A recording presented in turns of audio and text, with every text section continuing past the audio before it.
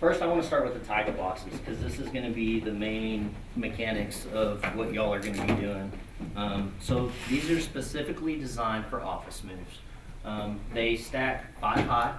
They ride inside a carrier, and they actually have notches in them right here. So they're all kind of designed to sit down inside of one another, and they are also designed to be 5 high. So we don't want stacks of 3, we don't want stacks of 2, they all got to be 5 high. A couple main things that you want to remember when you're packing your taigas. You want to put your label on the end of the taiga. You don't want it on the top of the taiga or on the side of the taiga. We want it on the ends of the taigas.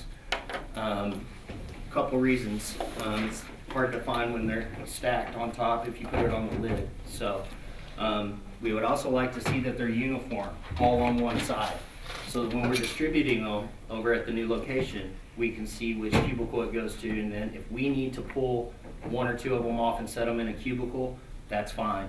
It is okay to put multiple taigas for different locations on the same carrier too. We want to make sure we utilize the 5 high strategy on these taigas. Basic taiga operation on the lids, you're going to find they have a file hanger that's attached on the outside edge of each lid. You just lift up on one corner, and you may have to kind of push it from the back to get the file hangers out. They just slide out. And then inside the taiga, you've got some notches. You've got a letter, which is the 2 inside, and then you've got a legal, which is the 2 on the outside. And they just drop in here. And they accommodate file hangers of letter or legal size. You don't have to use these either. You can put files down inside if they don't fit for whatever reason, or if they're oversized, or if you have larger documents out the sides, you can turn them the other way and stack them in here as well. The basic operation of a taiga is fill it as full as you can get it, but we don't want this scenario. The lids need to ride flush. They need to shut. They also have locations for security seals. So we can get zip ties, or we can look into security seals if need be, David. But they do lock. So that's the basic operation of a taiga. This prop here is actually set up pretty good. I'm gonna try to not dump it on the floor, but open it. You've pretty much utilized all the space. This is a great idea, putting binders on the sides, because you do have a couple inches of room on either side. Basic taiga, I mean, this one's set up pretty good. If you're gonna put coffee mugs or anything like that, you might want to think about putting it towards the top of the taiga. Don't put it in the bottom of the taiga.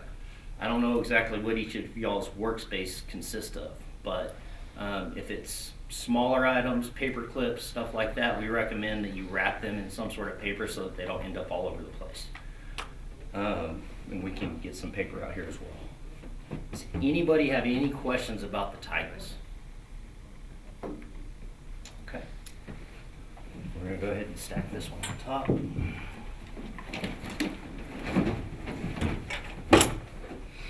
One more just tidbit of information, if y'all are going to be moving these around internally, which you will be. You don't want to push a stack of taigas from the top taiga.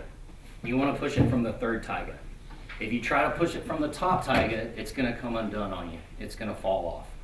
Always push from the third taiga. When you start with a taiga, ideally you just start at the bottom with the empty one. You pack it, you fill it, and the idea behind the taigas is you shouldn't have to lift a heavy taiga. You put another empty one on top of the one you just packed, make sure it's in the carrier, and you fill it. You never have to lift it again. You're only going to be lifting empty taigas, and that one's full. But so they just, we like to say stack as you pack. And the principle behind it and the whole reason why we recommend it is so that you don't have to lift any heavy boxes.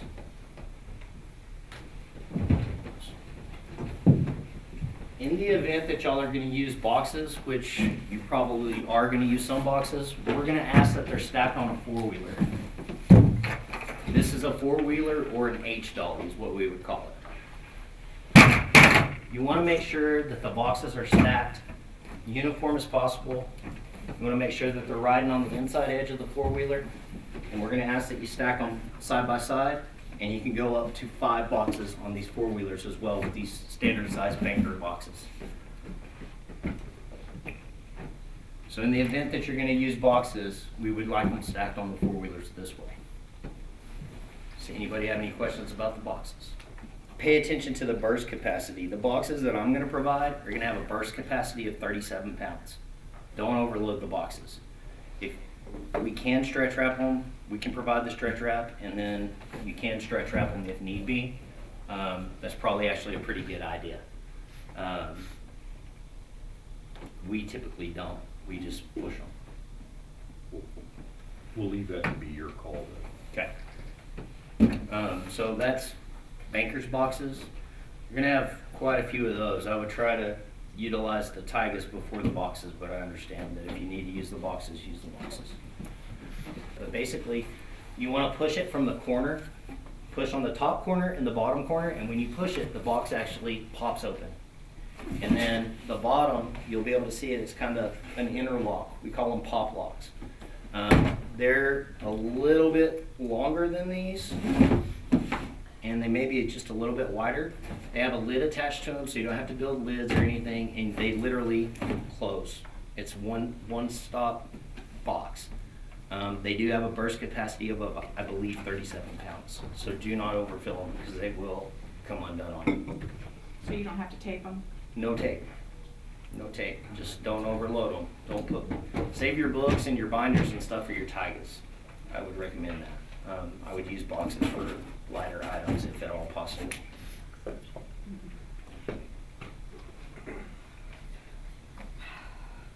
And really, should you only use the boxes if you run out of Tygas to use? That's the only reason you should use a box? Yeah. Okay. Yeah. The math on the information we were provided, the amount of Tygas that you're going to have should be more than sufficient for each space. But we are going to supplement with cardboard just in case, Okay. just because we haven't seen your spaces.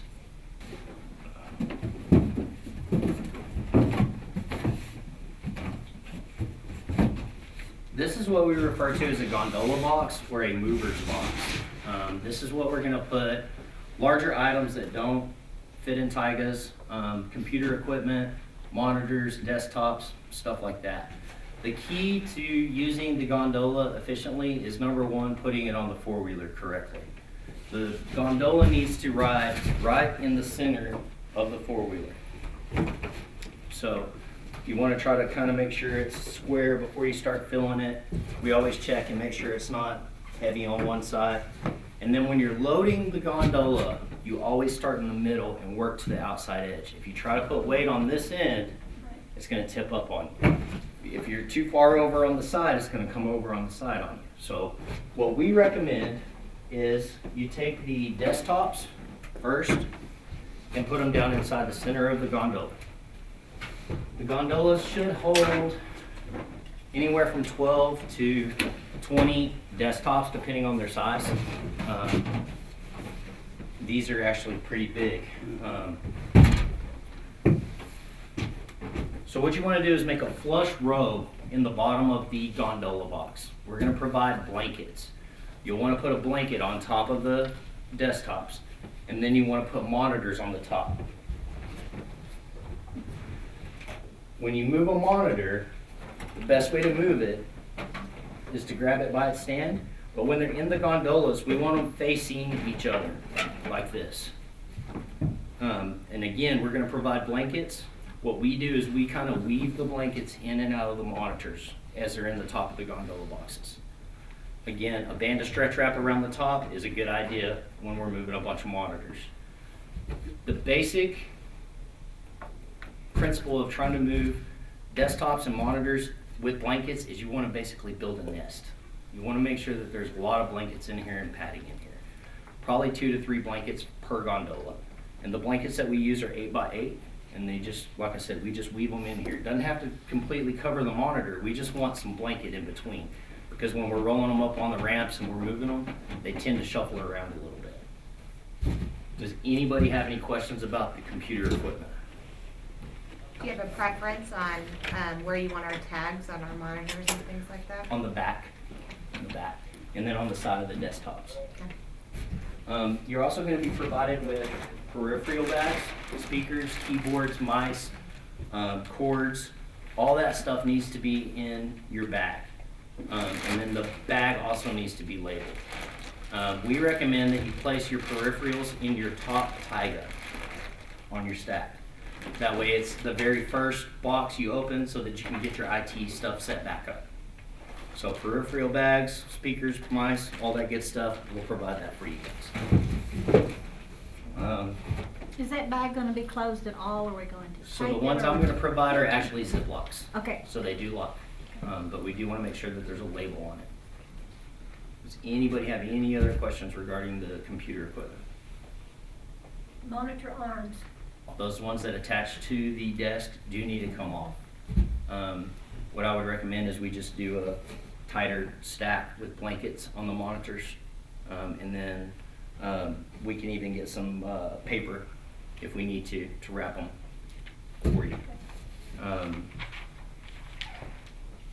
they dual or are they just single? Both. Both? Yeah, they'll have to come off. Yes, ma'am. What about a very desk? The sitting desk? The ones that raise and lower? Mhm. Okay. The cords need to be disassembled and put into your peripheral bag so that they don't get lost, and they need to be lowered down to the lowest setting. Okay. But if it's just the one that sits on top of the Yes. desk, those should ride in the gondolas. Okay. Does everything have to be flush with the top, or can it stick in? They can come out above the top, but we do want a band of stretch wrap around it. This is a panel cart. And what we use these panel carts for is bulletin boards, TVs, the 60-inch TVs. We just stack them on here, and again, we put blankets in between. On TVs, we want them, again, screen to screen, and then a simple blanket in between, draped over it, a TV next to it, and then another blanket, TV next to it, all the way through the entire width of the panel cart. Bulletin boards, same thing, except you're gonna end up with quite a bit more room for bulletin boards on these. I think you can get, how many, Lorenzo? 15, 20 bulletin boards on one panel cart. You can get up to 4 to 5 TVs depending on the thickness of the TV on each panel cart. Does anybody have any questions about the panel carts? On the panel carts, they are the width of a standard door. But what you want to make sure when you're bringing it out of a door is you keep your hands kind of on the inside when you're pushing it. They do turn, and when they have weight on them, if you're not holding it correctly going through a door, there is a pinch hazard for your hands on panel carts. So you want to make sure you hold it from the inside when you're going through doorways. Once you get it full of TVs, again, a band or stretch wrap around it just to keep the TV secure while it's on the panel cart. All the way around the panel cart as tight as you can get it. Is there any general moving questions that you might have? Are you gonna provide the shrink wrap as well? Yeah, so y'all have all the supplies that you need. Blankets, panel carts, gondolas, four-wheelers, taigas, tape, and stretch wrap. Okay, thanks. When you deliver those gondolas, they're flat, is that right? They are flat. Any particulars on how they're assembled or taped up? So as far as assembling it, let's go ahead and empty it.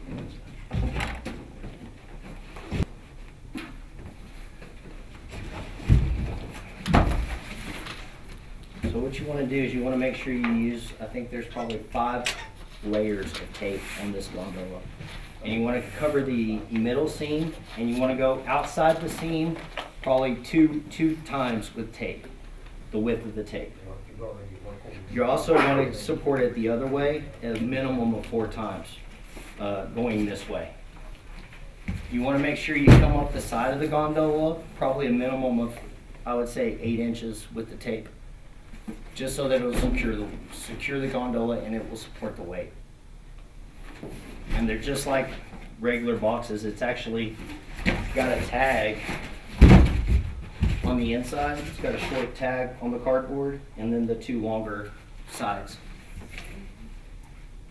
Ideally, you want to pack it, again, I mentioned a nest, you want to pack the gondolas as tight as you can get them. What we do is we give it kind of a little shake test. And if it's moving around or if you hear stuff flopping around, it's probably not packed right. So you want to make sure that you utilize all the cubic footage inside this thing with desktops and then the monitors. But on the top, the monitors is my main concern. Vibration and whatnot, we want to minimize that as much as possible. So by putting a band of stretch wrap around the top, it just kind of draws them in tighter. And if you put blankets and weave it in there correctly, once you stretch wrap it, it should just kind of draw it all together and they're going to ride real nice. That's the only purpose for putting a stretch wrap around the top. On the labels for the Tyga boxes, how do you want them noted on there as to where they go? Do you want a cubicle number? Do you want a name? Do you want, how does that need to be? I'm going to let David answer that question. Could be cube or office number. They should be in pretty good shape, but if you see that the tape is worn on them, we do want to go ahead and replace the tape. You don't have to worry about removing the old tape. It's actually a good way to stick new tape on it, and it actually holds better. So if you do notice that one's got, a rip in it or if the tape's not holding, we do want you to go ahead and retape it. So the Tygas are going to be reused. So we're going to have to get them unpacked, I believe, that Monday, right, David? The expectation is that Monday, you've got your Tygas unpacked, and you would nest them all back together and take them down to the loading dock on the first floor. And at that point, Jeremy's people are going to be collecting them all back up into a truck, and they'll bring them back into the plant for the next group. Same thing with the gondolas. They'd have to come back downstairs as well. Panel carts. On the gondolas, if you've got an office that you're moving that just has 2 people in it, so it's got maybe 2 of the Veridesks once you see them, and then 2 sets of monitors, you're not going to have probably enough stuff to fill it. What's your recommendation? So on the sites that only have a couple people, there's really not going to be anything that you can do. But if you're in a site and it's got other offices that are going to be moved, I would just make sure that those items are tagged and let the other office fill up the remaining space inside the gondolas.